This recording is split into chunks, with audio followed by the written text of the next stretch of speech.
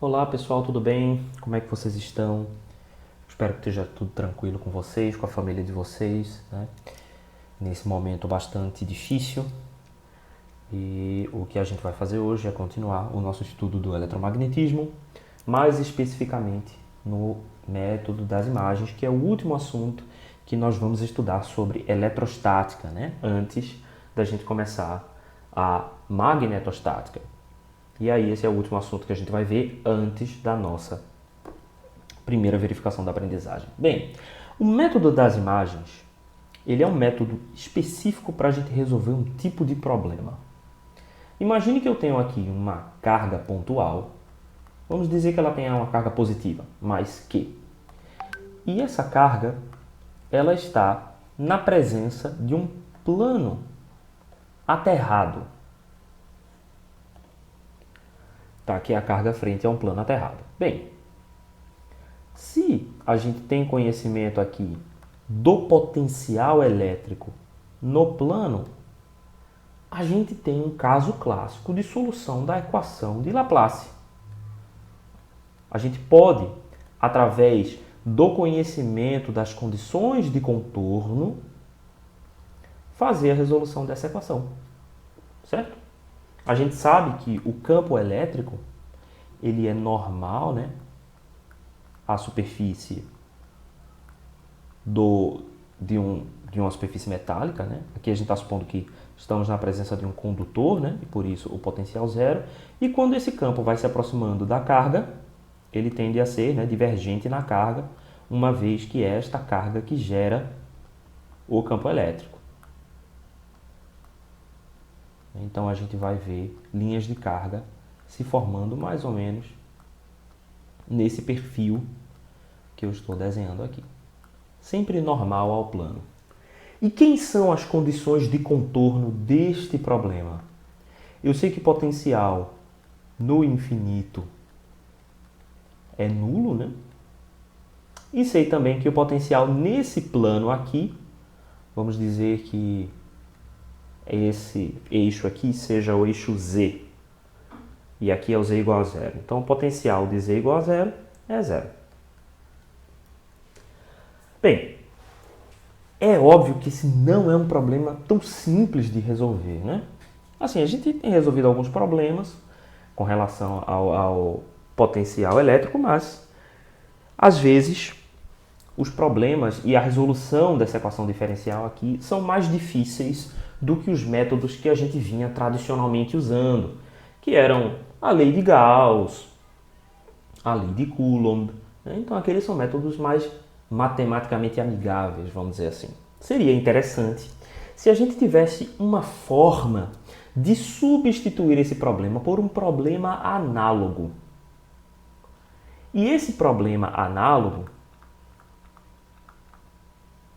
obviamente, ele tem que servir como um substituto do meu problema original, mas em que a minha função do potencial elétrico nesta região do meu problema análogo seja uma solução que eu possa utilizar para obter a solução original. Então imagine que esse potencial aqui será um certo potencial V1, que depende do espaço, e o potencial do meu problema análogo será um potencial V2, que depende do espaço. Este problema, obviamente, só vale a pena aplicar esse método se o meu problema que eu quero resolver for um problema mais simples do que o problema anterior. Senão, né, eu não estou fazendo nada. Bem, o que é que estas duas soluções devem ter em comum para que elas sejam iguais? A gente acabou de estudar isso no teorema da unicidade, que a gente acabou de ver um pouquinho antes, assim que a gente apresentou as equações de Laplace e Poisson. E tenha em mente que isso também vale para a equação de Poisson, tá? Eu vou até generalizar aqui, para que fique bem claro. Vou ver, né, que depende da posição que você está observando, sobre epsilon, tá? A gente acabou de ver que se existem duas funções e essas duas funções são definidas no mesmo espaço e elas são soluções iguais da mesma equação de Poisson ou Laplace e possuem a mesma condição de contorno, isso é importante. Se ambas possuem a mesma condição de contorno, então elas são idênticas. Então o que eu vou criar aqui? Eu preciso criar um problema que seja análogo. Mas veja só, no meu problema original, eu só estou definindo o potencial para a região acima de z igual a zero. Eu estou interessado nesta região aqui. O potencial fora do meu condutor, eu não estou interessado, ele não é definido aqui, o potencial.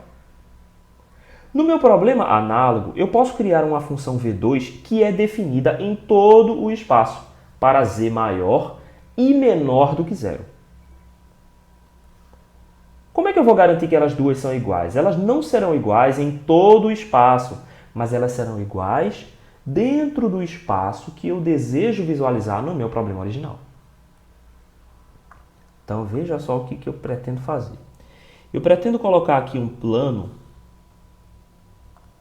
que vai ficar no mesmo lugar onde ficava o meu plano original, de potencial igual a zero. Só que, em vez desse potencial ser um condutor, aqui ó, no meu problema original, esse potencial era um condutor.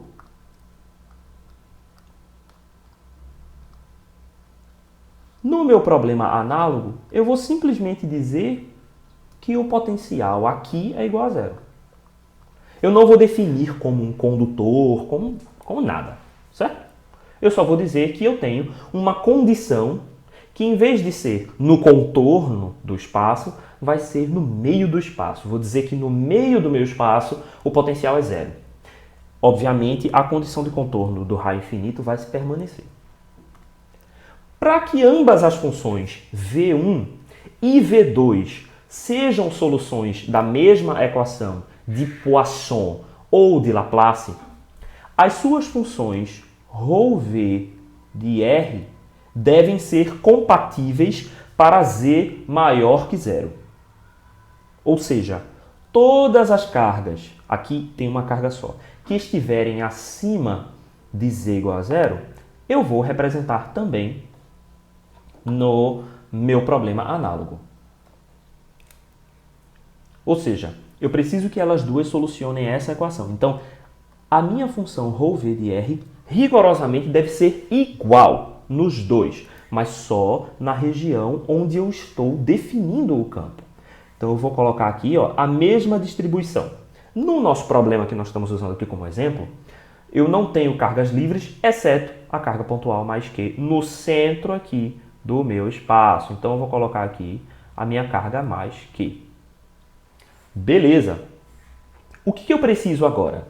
Eu preciso colocar aqui na parte z menor que zero alguma distribuição de cargas com uma única condição.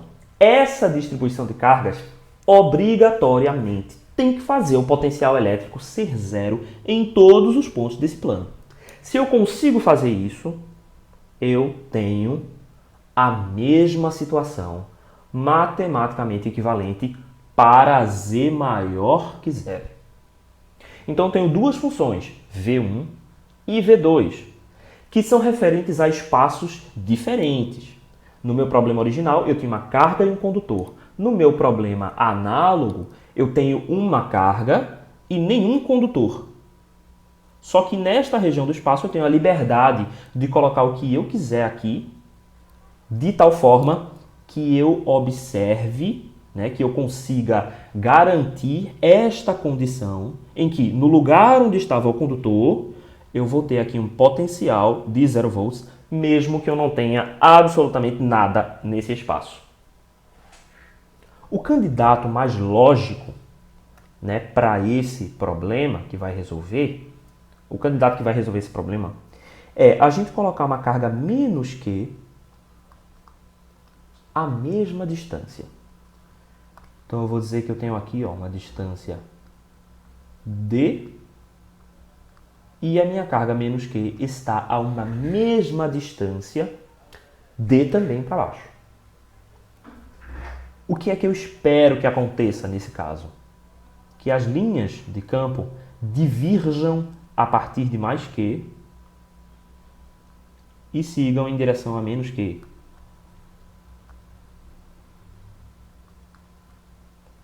Eu estou primeiro desenhando isso aqui conceitualmente para depois a gente dar uma olhada mais matematicamente, tá? Eu vou ter uma linha aqui direta aqui também, eu não vou desenhar para não ficar por cima ali do D que a gente desenhou. E as linhas de carga vão fazer mais ou menos isso aqui. Linhas de carga não, é linhas de campo. Note uma coisa, V2 é definida para todo o espaço e V1 é definida apenas para Z maior do que zero. Eu não tenho definição de V1 para Z menor do que zero. No entanto, eu posso dizer que se as condições de contorno são observadas,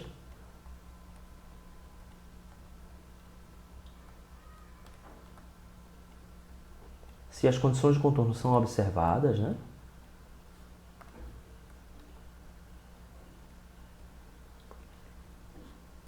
E se a minha distribuição de cargas no meu problema 1 para Z maior do que zero aqui, né?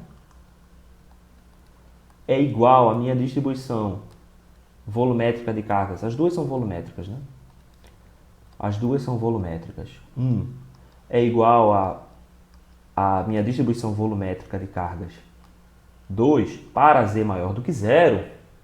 Eu estou satisfazendo as minhas condições para o teorema da unicidade. Como a gente demonstrou no outro vídeo, só haverá uma única solução. Isso implica que o meu potencial V1 de Z maior do que zero, de qualquer ponto em Z maior do que zero, tem que ser igual ao potencial V2 para Z maior do que zero. Note o seguinte, eu estou repetindo isso várias vezes, mas é porque isso precisa ficar muito bem frisado na mente de vocês. Quando eu substituo o problema V1 pelo problema V2, eu resolvi o potencial para Z maior do que zero. Para Z menor do que zero, eu não resolvi nada, certo? Eu não posso pegar essa função e dizer que esse potencial é igual a esse. Eles não são iguais em todos os pontos do espaço. Eles são iguais apenas para a região definida no seu problema original.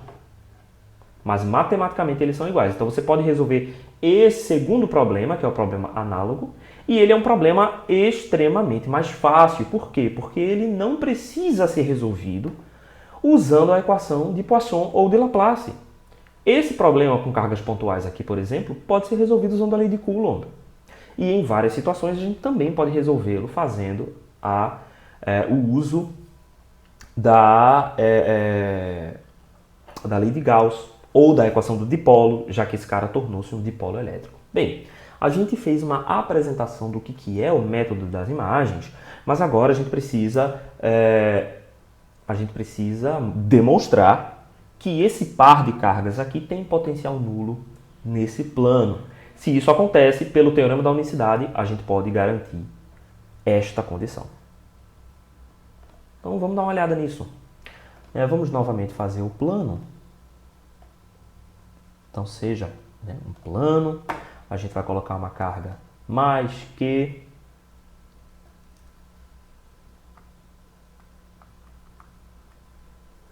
A uma altura Z e uma carga menos Q a uma altura menos Z. Então vou dizer que essa distância aqui aliás, vamos botar um H aqui. E aqui uma distância H. Eu quero observar o potencial no plano. Então, obviamente, é um problema de simetria cilíndrica. Então vamos dizer que eu quero observar o potencial, não o campo, né? O potencial elétrico, aqui nesse ponto que está distante de um raio A.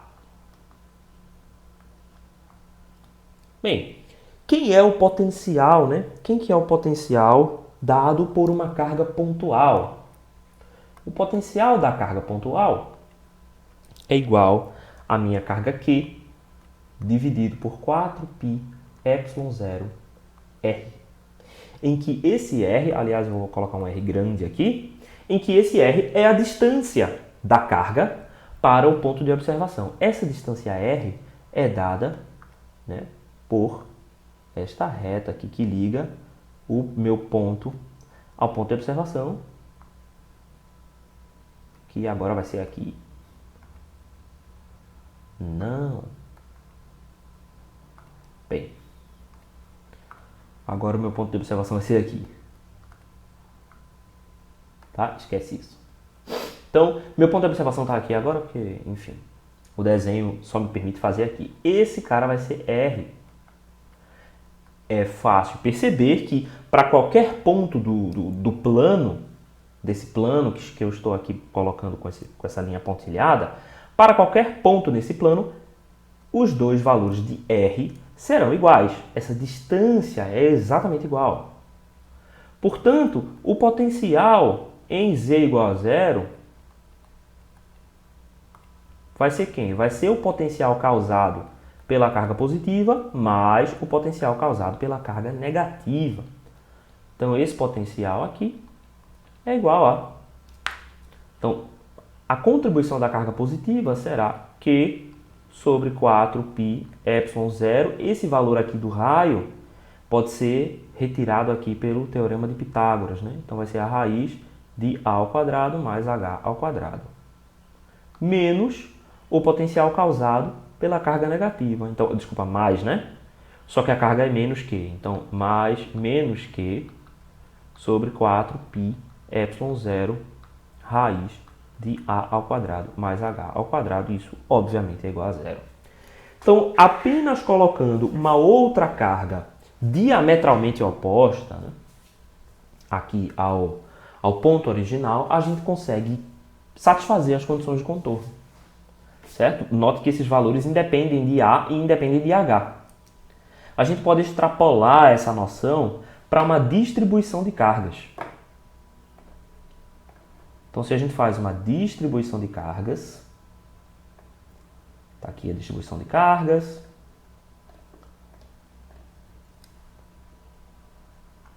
uma linha, por exemplo, e essa linha tem uma certa densidade ρL, que vai depender da posição,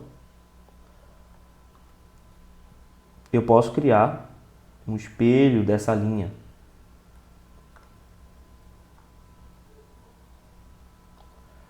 Uma densidade de cargas que tem a exata mesma posição. Aqui ela não ficou bem representada, mas vocês estão entendendo.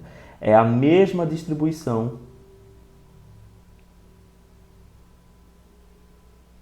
Acho que agora ficou um pouco melhor. A mesma distribuição, só que agora a função vai ser menos ρL, certo? De R também. Definido, né, para esta outra posição, tá? Aqui você tem que inverter em torno do eixo Z, tá? Esse R' aqui, você tem que inverter em torno do eixo Z, ou seja, tudo que aqui era definido em mais Z, aqui vai ser definido em menos Z. Se a gente olhar, quem é que vai ser o potencial causado por uma distribuição linear, né? Esse potencial é a integral na linha, né? Então, eu estou integrando a carga. Então, eu vou botar aqui um L' de quem? De ρL de R', certo? Essa parte aqui é a contribuição da carga Q, né? Integrado ao longo da linha sobre 4π ε0 multiplicado pelo módulo da distância, né? Então, esse módulo da distância vai ser R menos R'. Este é o potencial causado por uma das distribuições. Aqui também é fácil de verificar que o potencial causado pelas duas linhas no plano, né? Então, em Z igual a zero, vai ser igual a integral de linha de ρL R' dl sobre 4π ε0 módulo de R menos R', menos a integral, né, de ρl r' dl sobre 4π ε0 r menos r'. Note que essas duas integrais elas não estão acontecendo no mesmo ponto, tá? Uma está acontecendo ao longo desta linha e a outra ao longo dessa linha. Então a gente pode até chamar esse cara de L mais e esse cara de L menos. Elas serão diferentes, né? Invertidas ao longo de Z. Então esse cara vai ser um L mais e esse cara vai ser um L menos. Ok. Mas, como a gente está definindo aqui que ambos serão simétricos, né? Simétricos em torno aqui do plano Z igual a zero, então a gente sabe que essas equações aqui, essas duas integrais, vão resultar na mesma quantidade, só que opostas, né? Lembre-se que aqui R', R' não, o R será em Z igual a zero, né? E o R' é a posição da integração na carga. E aí no final das contas, por conta da simetria, essas distâncias serão iguais para cada elemento infinitesimal. Então, se eu quero observar nesse ponto, estou integrando, por exemplo, esta densidade aqui de carga dq.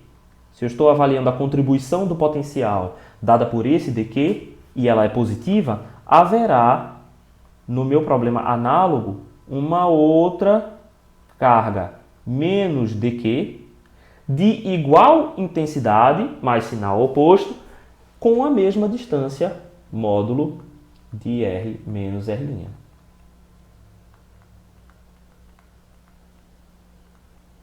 Então, os meus integrandos são sempre iguais, né? E a parte do meu integrando que varia é essa, é a ρl. Essa parte aqui e essa parte aqui. O resto é tudo igual, né? O resto é igual nas duas, mas se os meus integrandos são sempre iguais, só opostos em módulo, né? Então essa integral aqui também é igual a zero. E obviamente a gente pode extrapolar isso para distribuições superficiais e distribuições volumétricas de carga, tá? Este é o método das imagens. Então como é que a gente resolve problemas de método das imagens? Imagine que eu tenho um plano aterrado na presença de distribuições de carga. Então, eu tenho aqui uma carga pontual, uma densidade linear de cargas, uma densidade superficial de cargas ou uma densidade volumétrica de cargas. Na presença de um plano aterrado. O que eu vou fazer? Criar um modelo análogo em que eu defino uma região de potencial zero, mas é meramente uma condição, certo? Então eu digo que meu potencial aqui é zero. No entanto, eu não tenho mais a presença do metal, eu não tenho mais a presença do condutor elétrico, tá? E aí, acima desse condutor, eu coloco a mesma distribuição de cargas, na mesma posição. Certo? Por que na mesma posição? Porque é estritamente necessário que ambas as soluções, a anterior e a nova solução, obedeçam à mesma equação de Poisson. Então, essa distribuição tem que ser igual. E eu espelho essa distribuição de cargas na parte inferior.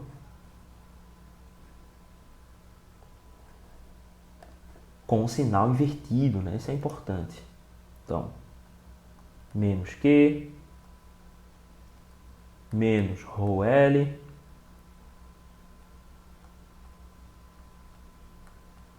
menos ρs e menos ρv. Matematicamente, esses dois problemas são análogos. No entanto, o segundo problema é muito mais fácil de resolver, porque ele não precisa da resolução da equação de Laplace, que costuma ser um pouquinho mais difícil do que usar a lei de Gauss, do que usar a lei de Coulomb. Certo?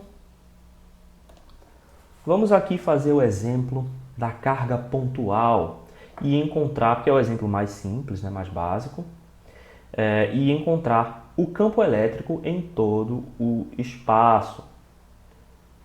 Então vamos fazer isso.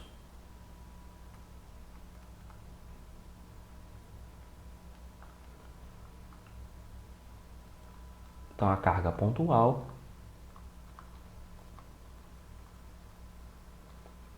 sobre um plano. Bem, a gente tem um plano aterrado e uma carga pontual. Vamos dizer que essa carga seja positiva. O que a gente vai fazer? Criar um espaço análogo. Opa, faltou aqui usar a ferramenta. Eu vou criar um espaço análogo em que aqui eu não tenho um condutor, mas eu tenho um conjunto de cargas mais que e menos que. Vamos dizer que essas cargas estejam separadas do plano de uma altura h. Beleza. Como é que a gente resolve, né? Eu vou resolver esse problema. Eu quero definir o campo elétrico em todos os pontos no espaço. Eu posso resolver simplesmente fazendo pela lei de Coulomb, já que são duas cargas, né, simples.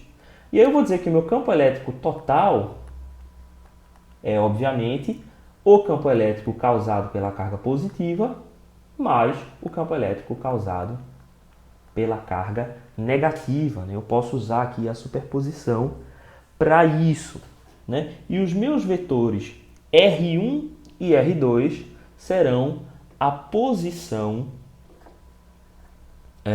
das cargas Q e menos Q. Aliás, eu botei Q e mais Q, mas aqui é menos Q. Certo? Então aqui é mais Q e aqui é menos Q. Beleza. Então, ó, o meu campo elétrico pela lei de Coulomb é dado por quantidade de carga vezes o meu vetor, né, da distância. Só um momento. Bem, vamos calcular aqui. Como é que vai ficar esse campo elétrico, né? O campo elétrico é dado por Q, pela lei de Coulomb, sobre 4π ε0 vezes R menos R', né? Esse meu vetor aqui, R menos R' sobre R, o módulo, né, de R menos R' ao cubo. Né? Esse cara daqui é a lei de Coulomb. Tive que voltar para dar uma olhada que eu não tinha memorizado. Então, o campo resultante desses dois, vamos definir quem são esses vetores, né? R'. A gente vai ter dois R', tá? A gente vai ter um R'1. Deixa eu apagar isso aqui. A gente vai ter um R'1 que aponta da origem para a carga Q. E a gente vai ter um R'2 que aponta da origem para a carga menos Q. Então esse cara vai ser R'1 e R'2. E se a gente quer observar essas quantidades em um ponto qualquer no espaço, o vetor R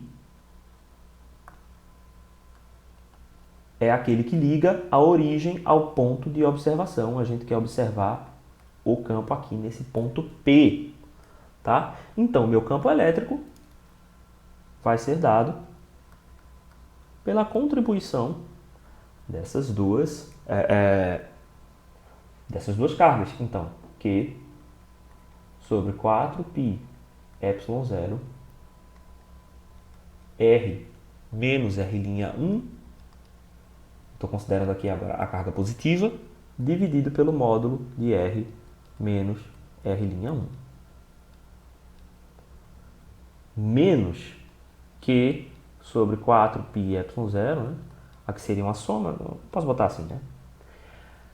Vezes R menos R'2 sobre módulo de R menos R'2.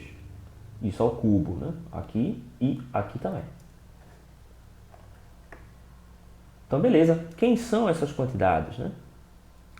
O raio R é um ponto qualquer. Então, a gente vai dizer que ele é x ax mais y a y mais z a z. Ele é um ponto genérico qualquer para z maior que zero.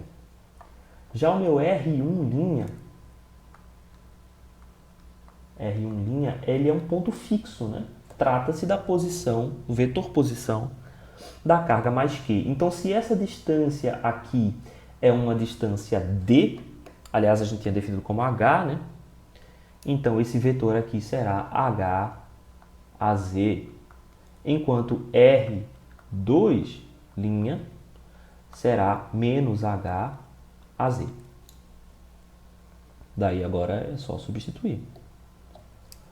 Então, meu campo elétrico será igual a quantidade de carga sobre 4πε0, né? Eu posso unificar esse trecho, multiplicado por. Então, aqui eu vou ter a subtração, né, desses dois vetores, R menos R1', então vai ser x ax mais y a y mais z menos h a z. Tudo isso sobre esse módulo ao quadrado, né? Então, o módulo aqui é a raiz dos quadrados dos catetos, né? Então, aqui vai ser a raiz de x ao quadrado mais y ao quadrado mais z menos h ao quadrado, é a raiz de tudo isso, elevado ao cubo, né? Então, a gente também pode grafar isso aqui como esse denominador elevado a 3 meios.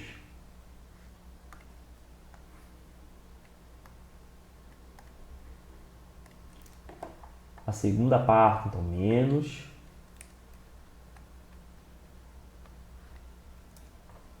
R menos R2, né? Então, isso aqui vai ser x ax mais y a y mais z mais h na direção a z. E o denominador é o módulo disso aqui, elevado ao cubo. Então, x ao quadrado mais y ao quadrado mais z mais h ao quadrado, tudo isso elevado a 3 meios. Então, eis aqui o campo elétrico, tá? Expresso, né, na sua forma. Quem é que vai ser aqui o potencial elétrico? Bem, o potencial elétrico será dado também por aquela equação que a gente viu aqui, né? Lá na frente. Essa daqui, ó. Então, o potencial elétrico da carga pontual, então aqui da carga pontual, é potencial da carga pontual é Q sobre 4πε0 módulo de R menos R'. Esse é o potencial dado por uma das cargas. Para as duas cargas, basta a gente somar o potencial de duas cargas pontuais.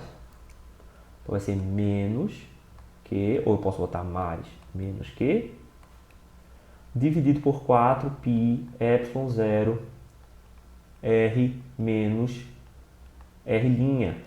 Este potencial aqui, né, é referente à carga 1, então eu vou botar R'1, e aqui é referente à carga 2, então eu vou botar R'2. Aí agora é só substituir. A gente já tem esses módulos, né, que estão aqui. Então, meu potencial é Q sobre 4πε0 que multiplica 1 sobre esse raio aqui, então ele é raiz de x ao quadrado mais y ao quadrado mais z menos h ao quadrado menos 1 sobre raiz de x ao quadrado mais y ao quadrado mais z mais h ao quadrado. Então, a raiz disso aqui e 1. Beleza. Eis o potencial elétrico. Note que essas funções aqui estão definidas para todos os pontos do espaço. Contudo, elas só estão definidas para todos os pontos do espaço porque no nosso problema análogo nós incluímos na solução a parte inferior do espaço. Mas no nosso problema original, aqui o potencial é indeterminado, certo? Ele não faz parte da solução da equação de Laplace ou da equação de Poisson, que você pudesse utilizar aqui. Então, como é que a gente vai fazer a volta? Bem, primeiro, essas duas funções, a função do campo elétrico e a função do potencial, são válidas para esse espaço aqui, para z maior do que zero. Então, pronto, a solução que a gente já obteve já funciona para o nosso caso original. Falta só um detalhe. Vocês devem lembrar lá da nossa tratativa de condutores que quando existe um campo elétrico na proximidade de um condutor, esse campo elétrico, para anular, né, essas linhas de campo tangenciais, induz em sua superfície uma densidade superficial ρS. Certo? Que aqui no caso vai ser negativa, né? Se essa carga é positiva, essa densidade vai ser negativa para poder cancelar o campo gerado pela carga, né? Então vamos colocar aqui o sinal correto, que é o sinal de menos. Quem é que vai ser essa densidade? A densidade de cargas na interface, é igual ao produto interno do vetor densidade de fluxo elétrico e o vetor normal àquela superfície. E faz todo sentido, isso aqui vem direto da lei de Gauss. É um resultado da lei de Gauss, né? Ou seja, se eu estou adicionando carga, eu estou adicionando também a densidade, o vetor densidade de fluxo elétrico, né? E é isso que eu estou fazendo, igualando a densidade de cargas ao fluxo, tá? Então, isso vem diretamente lá da lei de Gauss. Então, a gente vai agora, para terminar esse problema, encontrar quem é ρds. Então, primeiro de tudo, vamos lembrar que D é igual a epsilon vezes R. E a gente já tem, né? A gente já tem a função E. Eu botei no lugar errado de novo. View, show sidebar. Vamos descer, beleza. Ok. Então, D é igual a epsilon vezes o campo elétrico. E quem é o vetor normal, né? O vetor normal a essa superfície é o vetor AZ. AZ, né? Aponta aqui para fora dessa superfície. Então, eu sei que o vetor normal é o vetor AZ. Portanto, a minha densidade de cargas induzidas aqui será este campo produto interno AZ multiplicado por epsilon. Aqui, ó, o epsilon zero entrou aqui embaixo, então esse epsilon zero vai voar. Então, vamos lá. Quando eu multiplico esse cara daqui por produto interno AZ, o que vai acontecer? Essas componentes em AX e AY vão se zerar. A mesma coisa aqui desse outro lado. E as componentes em AZ são as que vão sobreviver. Então, ρS vai ser igual a quem? Então, aqui, ó, AZ, certo? Primeiro, vamos multiplicar por epsilon zero aqui, dessa equação. Então aqui vai sumir o ε0. Eu estou supondo vácuo, né? Então vamos supor vácuo. Vai dar Q sobre 4π.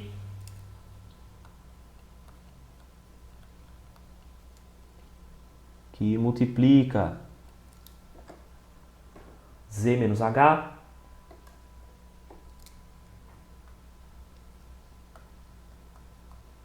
Z menos H sobre essa quantidade aqui.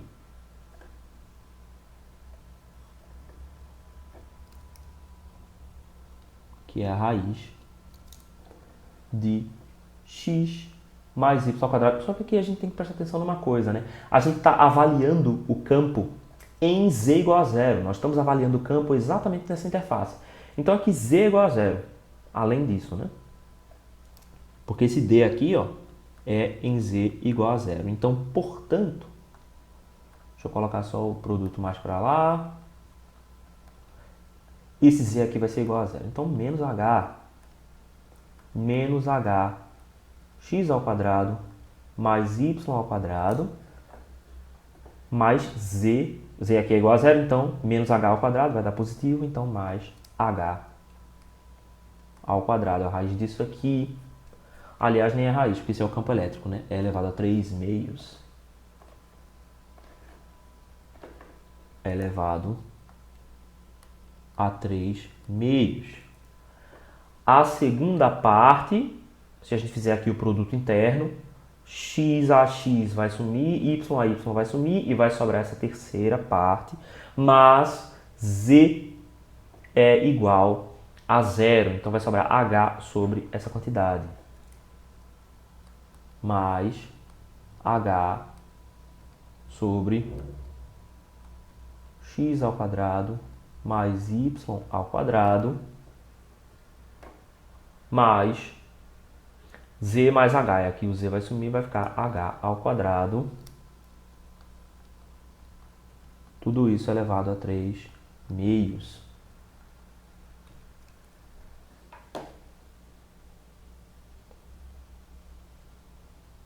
Certo? Tem alguma coisa que eu estou esquecendo. Esse sinal de menos aqui. Isso é importante, senão ia dar zero. Então, menos. Não pode dar zero, né? Então aqui vai surgir um 2H e um sinal de menos. Portanto, a minha densidade superficial de cargas será igual a menos Q sobre 2π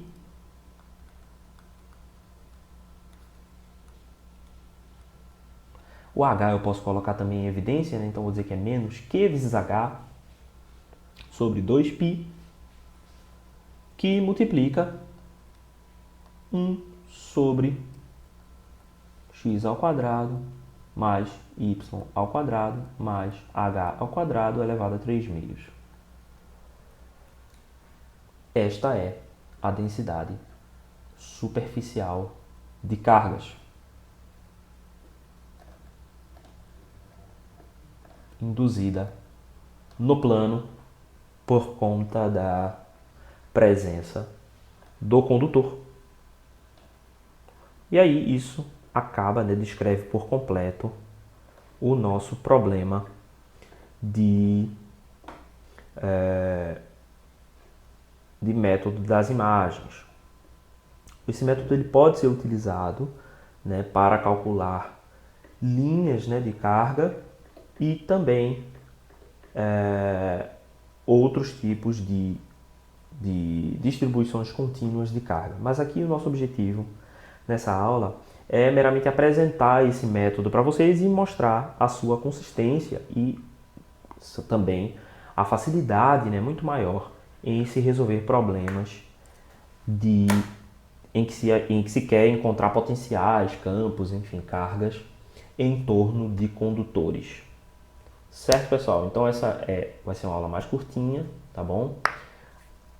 Para o pessoal de 2020.1, a nossa prova vai ser no dia 8, tá? Mas eu vou falar com vocês no grupo e a gente acerta todos os detalhes de como a gente vai fazer essa prova, ok? Os exercícios sugeridos já estão no SIGA ou no Google Classroom. Vocês podem consultar esses exercícios e realizar a prova ela vem nos moldes daqueles exercícios, ok?